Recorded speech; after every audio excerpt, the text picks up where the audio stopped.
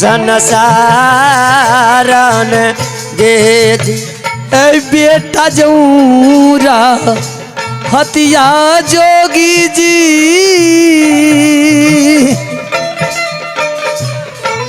दो सती होला गईए हो देतिया आगे जोगिया बे रगिया गे माता जी दो सती ला गई बेग कारइए अब बेटा जाऊं रहतिया हो जोग जी दो साथी हो लगा आई देतिया न की अत जोगी या बैरागिया गे माता जी दो सती न लगा अब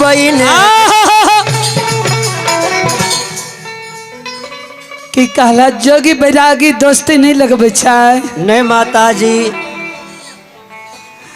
तोरे सन के बेटा जोगी जी हमरो रहे पोपीसन नगर में आई मालिक चल गरिया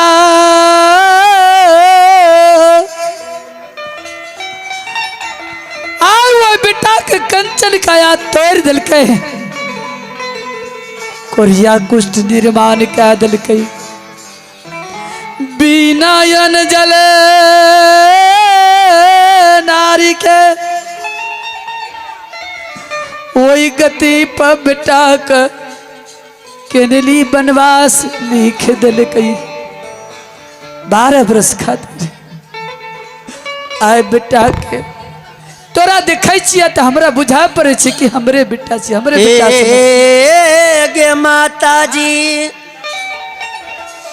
गाय के पुत्र और माय के पुत्र माता जी दुनिया में अनेक है से त अनेक है माता जी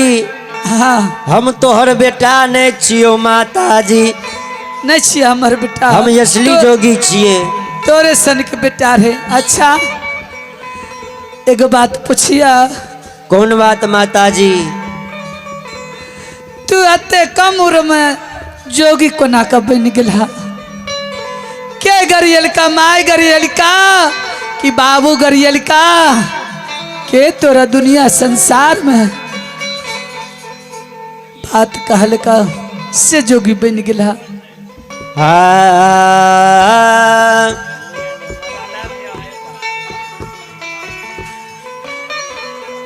कवनी करमुआ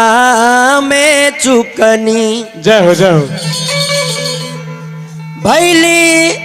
जोगिया पति कवनी करमुआ में चुकनी हो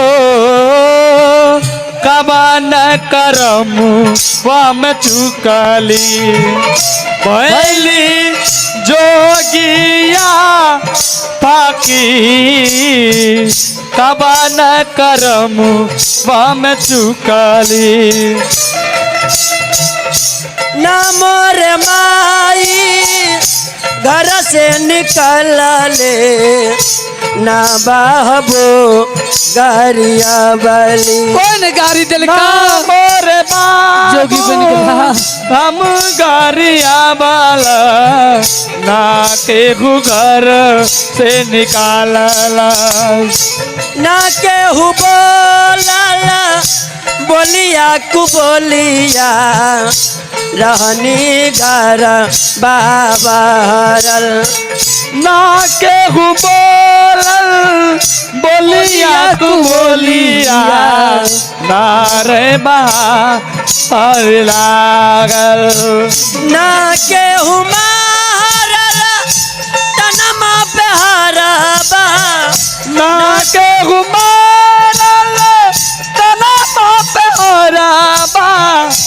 ना के हु मारलती कवनी करमुआ में चुकली हो कवनी करमुआ में चुकली पहली जोगिया बाते कवन करम वाम चुकनी।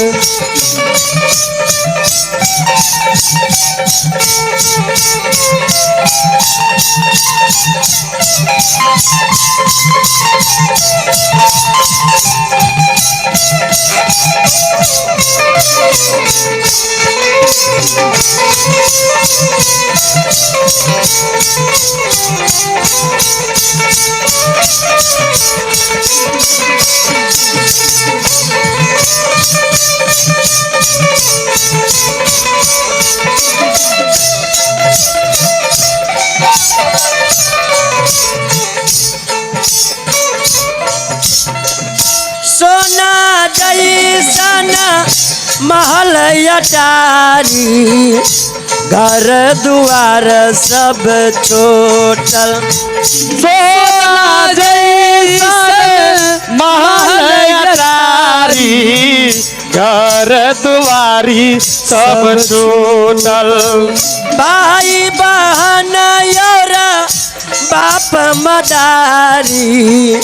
सबसे नाता टोटल। भाई बगिनिया बाप मतारी सबसे नाता टूटल। ना केहू बोलल बोलिया को बोलिया, ना कोई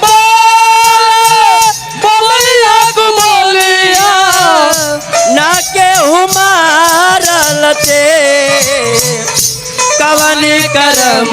वाम चुकली। कवन करम वाम चुकनी।